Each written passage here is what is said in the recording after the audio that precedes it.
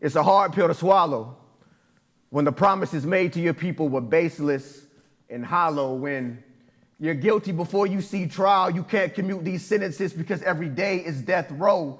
And this country's response to our blackness might not allow us to see tomorrow. They figure that since we've immortalized Tupac, we have an infatuation with death row records. But on the contrary, there's a lot of innocent brothers on death row that have no records, yet no one cares. And although we enjoy cookouts and electric slides, they enjoy watching our bodies fry and cook out while sitting in electric chairs. To America, killing us is a Jan sport, so they send us backpacking before the Lord decides to call us home. And they play with us the way Coltrane played his saxophone and clarinet, which is why when they get their hands on our Rodney Reeds, they feel the need to want to lethally inject. So I attempt to vehemently protect and spit lines that frequently project truth and honesty, because honestly, I know America always has job openings for death row, and I know they want to hire me, which is where I spot the cruel irony in the Declaration of Independence. Because instead of life, liberty, and the pursuit of happiness, we've been guaranteed death, bondage, and a state of hopelessness. I find it crazy how states like Texas, North Carolina, or Missouri will take a pro-life position and stand in vehement opposition when it comes to abortion, but not a portion of that energy goes towards trying to eradicate the death penalty. My skin makes me the enemy, so that's why I know the death penalty was designed in mind to be the end of me. Most of us wanted to see college, but America gives us the penitentiary, and that's been the American way of life since the turn of the 20th century. South Carolina gave the electric chair to a 14-year-old black boy named George Stinney without a fair trial or appeal. And to be real, when Georgia executed an innocent Troy Davis, they didn't conceal how this country feels, since they proved that he was just another nigger that America wanted to kill. Then Alabama traded in its statehood for a white pointed Make America Great hood and determined a black man's fate in a way that only a racist state would, when they executed an innocent brother that went by the name of Nate Woods. Because with so much drama in the USA, it's kind of hard when they oppress us each and every day, because I feel like y'all should know, between 1979 and 2021, there were 185 people who were almost executed that ended up being exonerated from death row. So I ask, who is America to decide who's worthy to live or die when they've perpetrated so many atrocities that they can make Satan cry? So welcome to death row. Thank y'all. That's that piece. That's that piece.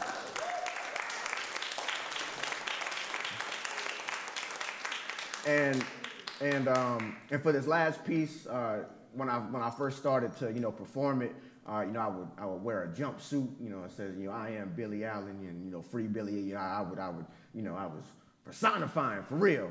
Just so people could get that visceral feel. But again, it is written like from not only from Billy's perspective, but from the perspective of like all of our like brothers and sisters and folks who are unjustly being detained in these prisons and these institutions that do not seek to rehabilitate or do not seek to heal, and they have no as far as the state is concerned, no personhood or no identity, so this is state property.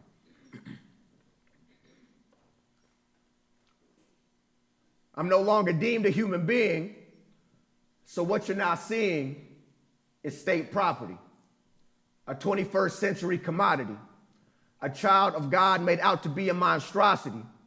You see my shackles, but you don't see how the poverty locked my spirit in chains, or how a lack of equity and equality had my hopes go up in flames. I'm filled with animosity because this country has no shame. They stripped us of our culture and our God-given names. Now they're using the criminal punishment system to do the same thing. So here I stand, no longer a man, but reduced to state property. I was birthed by bigotry and corporatism fathered me. They tell me that in America, you can enjoy the fruits of your labor, but I don't see a pear in sight. Capitalism has been leeching off of my labor like a parasite. They tell me that God speaks through me and people can rarely bear the sight of my truth since they're new to it. We're the unlikeliest of messengers from God, but no less of a conduit. And people are quick to shun something when they see a conduit. And it doesn't matter who sits in the White House, because there's no avoiding the hell that I'm facing. In America, we've had 47 different masters, but it's the same old plantation. CEOs ain't nothing but overseers, and mass incarceration is how they keep us enslaved. In my time behind bars, I've learned to stop questioning God and I've learned to start questioning humanity.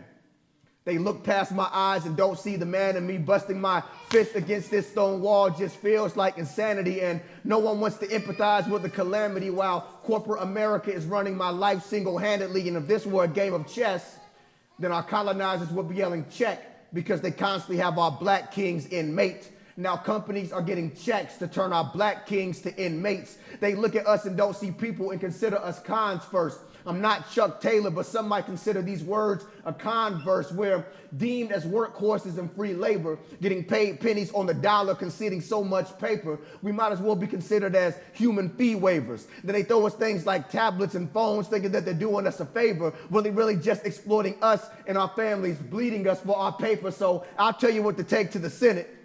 How they gonna give us free tablets and charge us to read by the minute?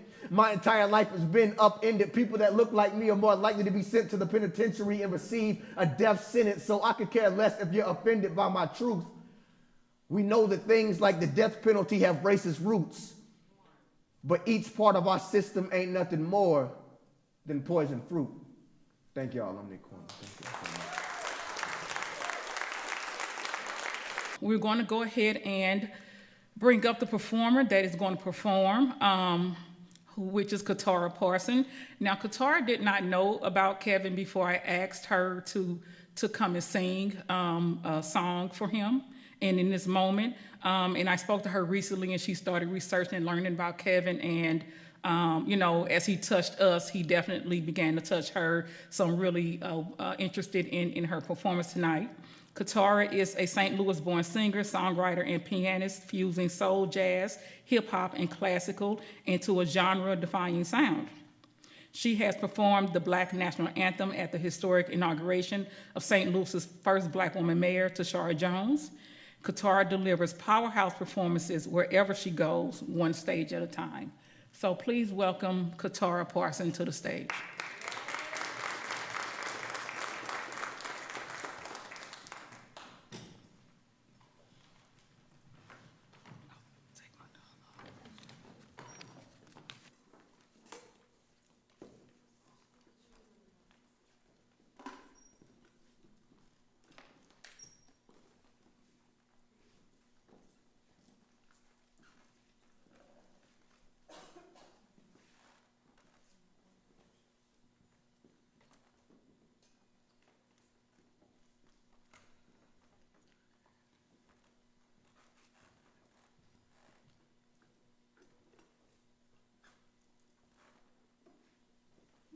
How y'all doing tonight?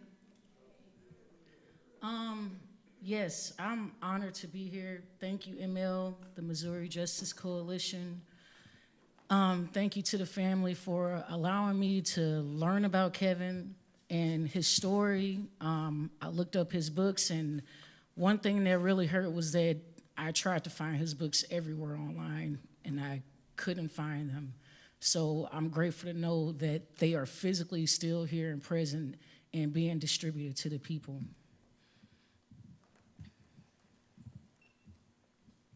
As somebody that grew up in St. Louis, born and raised, I grew up on the north side,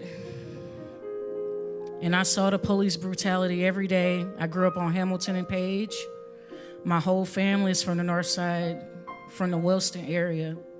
And I would see my brother, I would see the boys I grew up with just be harassed and demonized by the police. And as I got older,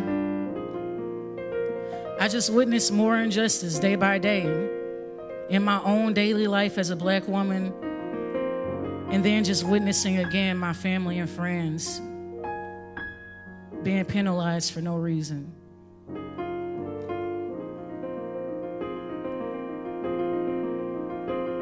So Kevin, this is for you.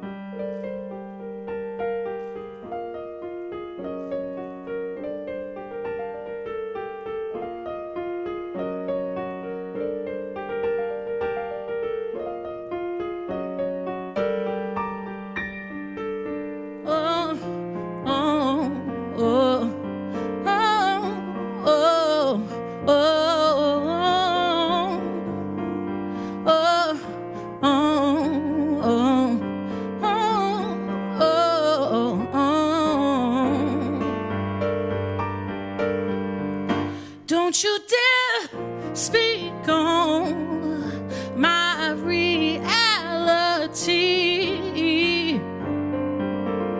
Our realities are not the same. Didn't ask you to explain myself to me, so don't you ever speak on my reality. Our realities are not the same. It's a different type of 3D here. Don't you ask to see what you feel. You don't know what you refuse to see, so don't you dare speak on me. You don't know me.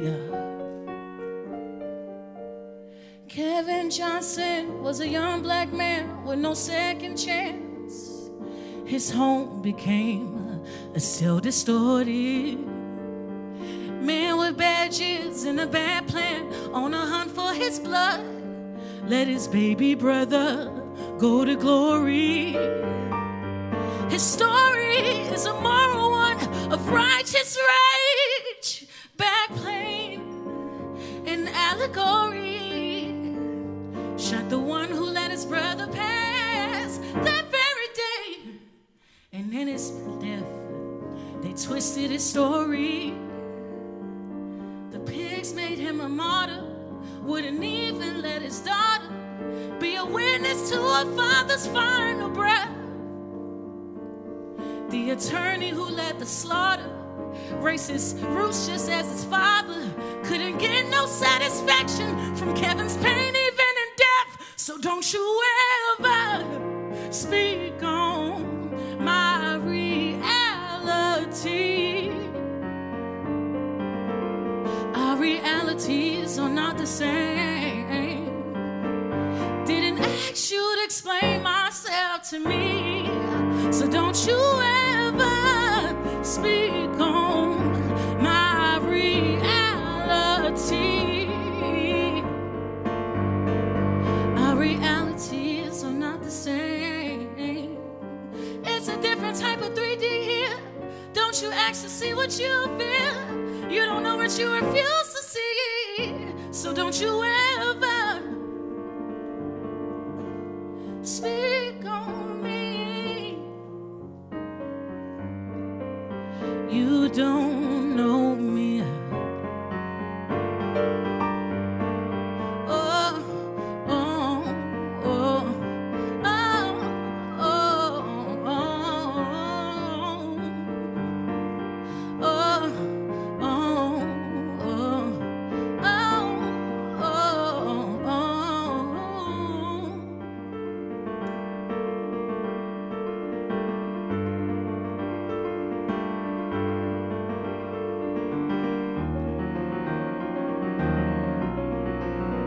you don't own me.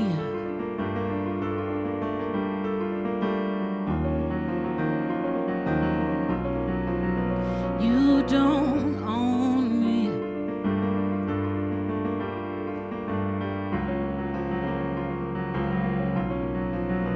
You don't own me, no.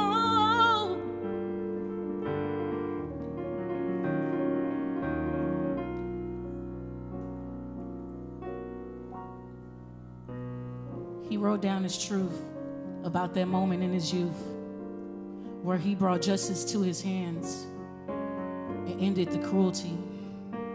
He wrote about his truth, what happened in his youth, how he took it in his hands and brought justice to the cruelty.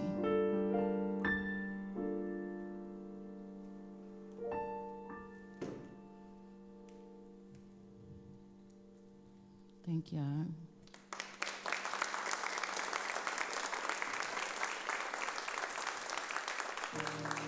Mother, mother, there's far too many of you crying. Brother, brother, brother, there's far too many of you dying. You know we got to find a way to bring some loving here today. Oh, Father, Father, everybody thinks we're wrong. War is not the answer, for only love can conquer hate. You know we got to find a way to bring some understanding here today. Picket lines and picket signs. Don't punish me with brutality. Talk to me so you can see what's going on. What's going on? What's going on? I tell you what's going on. What's going on? What's going on? What's going on? I tell you what's going on. Ay, ay, ay, ay, ay. Ay, ay, ay, ay, ay, ay, ay, ay.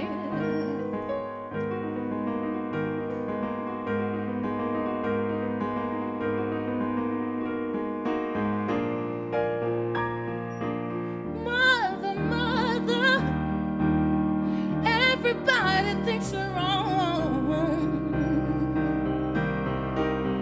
But who are they to judge us simply 'cause our hair is long? You know we got to find a way to bring some understanding here today. Picket lines and picket signs. Don't punish me with the brutality. Talk to me so you can see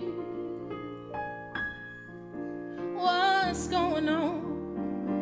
What's going on? What's going on? I tell you what's going on. What's going on?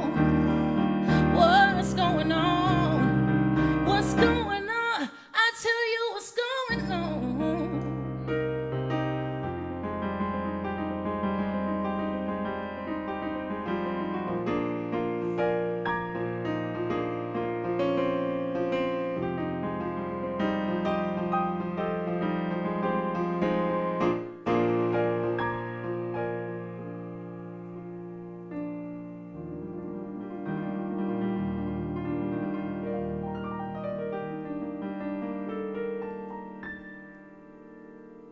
Thank y'all for having me tonight.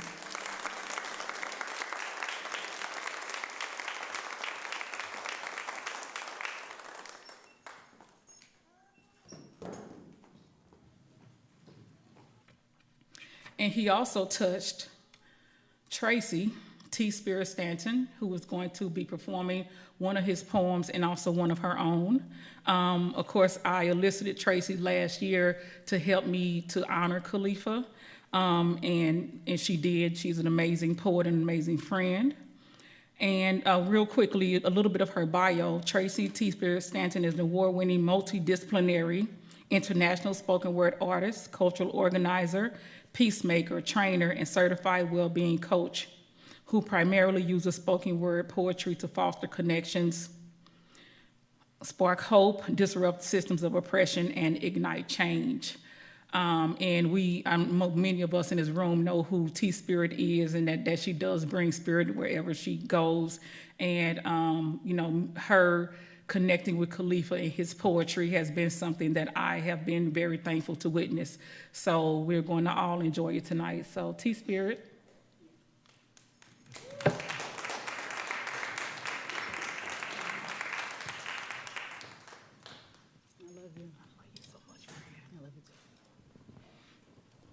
Peace and power, everybody. Peace and power, everybody. First and foremost, I always just want to give gratitude to the Most High, to the elders, to the ancestors, and to the land for holding us and for making it possible that we can be anywhere together for the revolution. In ML means so much to me because so much to a lot of us in this room. As her friend and a fellow comrade, you know, we know, but we really don't know. All of the long conversations, the hard work that goes into the work that she does tirelessly, ensuring that people who have been thrown away and casted away can get some possibility of another chance. Death penalty work, you know, we have a lot of campaigns around incarceration and mass incarceration and things like that. But death penalty work is not something that even the people that do incarceration work really value and prioritize. So the fact that she puts her labor into this, it means so much to me. To all of the families here, I want to send my love to you all. I have also lost a loved one that was incarcerated. He wasn't murdered by the state, but he was murdered by the state, if that makes sense. So this poem that I'm about to read, Emil gave me a few options because Khalifa has a lot of poems. He wrote a lot. And so in this book, so if you get this book, this poem is not in this book, but it's a poem that I picked, and it is entitled A Poem for Harriet. I picked this poem for two reasons. One, when I was reading through it, just the name of it made me think about Emil. Made me think about a lot of the women that I know that are on the front line that are doing this organizing work to get our people free. And the fact that he saw fit to write it. So the poem says, slave ships packed, bound for a new world on a map, much too late to be politically exact. Now listen, how whips slice through the air with a brutal crack, tattoos on the flesh of the oppressed back, scars or tracks, leading nowhere and never close enough to freedom's path, canceling cultures for profit and generational stats. You look me in my eye and ask me, how dare you say that? When the science proves and the law dictates the inferiority of black, albeit history, genetics, and human intelligence and common sense bidding you to run those numbers again and check the facts. A spirit of evil and unimaginable cruelty long gone, but is it gone? Take a look and assess the conditions of the world wars and the man-made animosities prolonged, still much singing and dancing to the devil's song. Hypocrisy prevails. When what is really true is considered wrong, justice must sign a form to protest, and it matters if it just belongs. Tears are shed, not only from the eyes of the weak, but from the truly strong. Those who control themselves to time of anger and pardon themselves when harmed. Seeing beyond the immediate, seeking rectification, and a heart and a light that is truly bomb. Khalifa.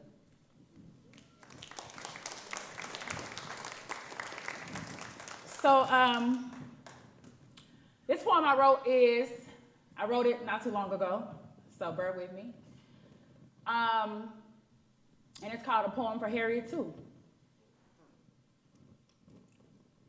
A poem for Harriet. The beauty and burden of freedom dreaming is our inheritance, so we carry that in our genes. And it seems they want us split at the seams, but we can take cough thick. We patchwork through centuries of hurt, our fingertips stitched from memory, whether it's box braids or basket weaves.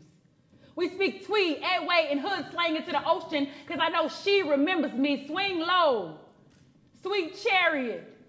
Don't need no charity, but a chariot to transport our reparations. How audacious of us to demand repair in a nation where blatant racists race to state-sanctioned murder. I heard her.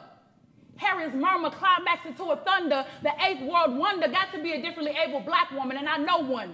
I know one that'll climb to the masses. That's where the people act. They say every great dreamer begins with a dream. We're visionaries or radical schemers. We ride at nighttime instead of sleep, and they fetishize black death. Thrilled to see black breath eject from black chest, and they check another black body off they blacklist, and we dig. I said we dig, find enough black strength to raise black fists and speak black truth through black lips. And we don't trip too far in the deep end. See, our legacy depends on black ink, so we think black thoughts fueled by black roots on a quest for black love, even when they separate us. We innovating without invitation. I'm talking seance with the crayons. It's the invocation whenever our imagination begin serenading. Because you can't incarcerate what's innate. And even innate, we magnetize. Bringing light during dark nights and cold cells. They deemed us demon, but we so holy that we froze hell. Hold on to your holy. Even when the world don't receive your genius, get rooted. Are you in the revolution for the applause, or are you a loose end that needs to be tied like they did nooses in 1925? I think not. We opt into a life where black smiles can stretch past green mouths, where black children can focus their black eyes to see that black lives matter, like dark matter in galaxy. We paint constellations and tragedies, and pitch black, we pitch black. Asada said, carry it on. And it's been 44 years since Bob Marley been gone. 86 since Billy made a holiday out of strange fruit. 120 and We Shall Overcome is still on loop. Off the record, on the record, let the records play. All I ever had was these songs for freedom. All I ever had was these songs for freedom. See, art transcends time. We give life when we write, so there are no deadlines when you immortalize. And Khalifa knew that these was more than lines. I said Khalifa knew that there was more than lines, and I know we don't want to let go, but we have to know that we have to give space for the creatives on the road to roll. Thank y'all.